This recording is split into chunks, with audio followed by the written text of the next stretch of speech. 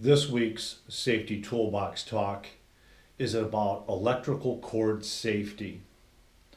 In the construction industry, electricity is the number 4 killer of all the hazards associated with what we do. Obviously, fall protection is the first one, caught between and pinched by is the second one, and third one, electricity is third, excavations is fourth.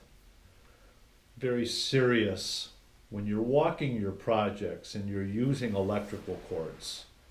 Where are they? Are they on the floor, or are they strung up and out of the way so that scissors lifts don't run over them, forklifts, lulls, boom lifts, other vehicles damaging these cords? How many times have you walked a job site and came across a bad electrical cord? There's a saying in the field and in the industry: electricity will seek the path of least resistance. If you're missing the ground prong on your extension cord and it's in a wet environment, you could feasibly take a shock to the human body. In turn, it can turn your heart into a defib mode, and you could actually die of this electrical shock. Now, there's no doubt that all of us have been shocked by an electrical cord at some point in our lives, and we're fine. But that's not the case all the time. When you ask yourself, how often are you supposed to inspect an electrical cord? It's before each use. Is it damaged? Is it frayed around the edges like this? You know, it's a shame that when we walk our job sites, I'm still finding stuff like this being used primarily by our subcontractors. But this is low-hanging fruit that should be identified and taken out of service ASAP before someone gets hurt. Keeping in mind, it is not okay to tape an electrical cord. Many years ago, OSHA wrote a letter of interpretation that stated that taping an electrical cord, the tape in itself does not meet the insulation factor of this 12-gauge cord per se. It doesn't meet this insulation factor. Taping of a cord is not okay in the field. So we're inspecting them daily.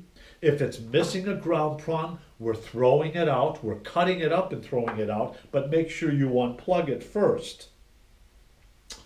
Also, if I'm going to send these in to get fixed, I am not fixing an extension cord. I am not a qualified electrician.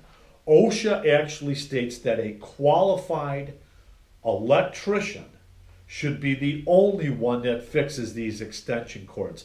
Not our laborers, not our tuck pointers, not our bricklayers, so on and so forth. So this week, due diligence, walk our projects, take a look at our subcontractors closely, unplug the cords at the temp power source, making sure that they are in good working order with ground prongs intact and that they're not taped or manipulated in any way. And then on the housekeeping side of it, Berglund's policy is we'd like them hung up off the floors rather than maybe going through a stairway, which is a huge no-no for housekeeping, a trip hazard, maybe going through a doorway where the door keeps closing on that extension cord, manipulating the insulation of that.